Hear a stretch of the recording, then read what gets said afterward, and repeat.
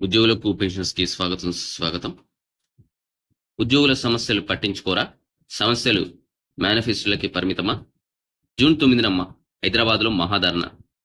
TJAC chairman మారం జగదీశ్వర్.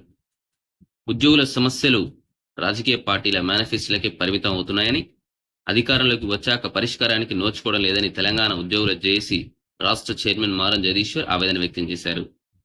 ఖమ్మంలో శుక్రవారం రాత్రి సకల ఉద్యోగులు సంఘాల ఆధ్వర్యంలో ఉద్యోగ సదస్సు నిర్వహించారు.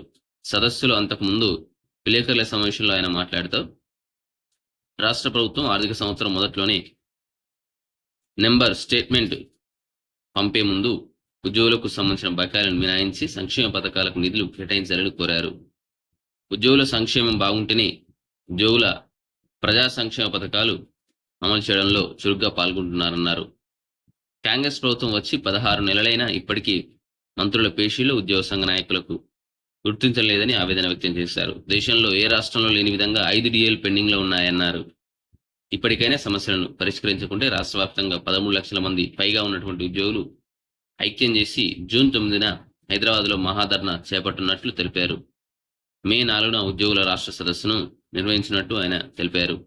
JAC secretary general Eluru Srinivasarao మాట్లాడుతూ, అలవెన్స్ల చెల్లింపు, బకాయిలతో సహా 5 డిఏల చెల్లింపు విషయంలో ప్రభుత్వం వెంటనే నిర్ణయం తీసుకోవాలని ఆయన డిమాండ్ చేయడం జరిగింది.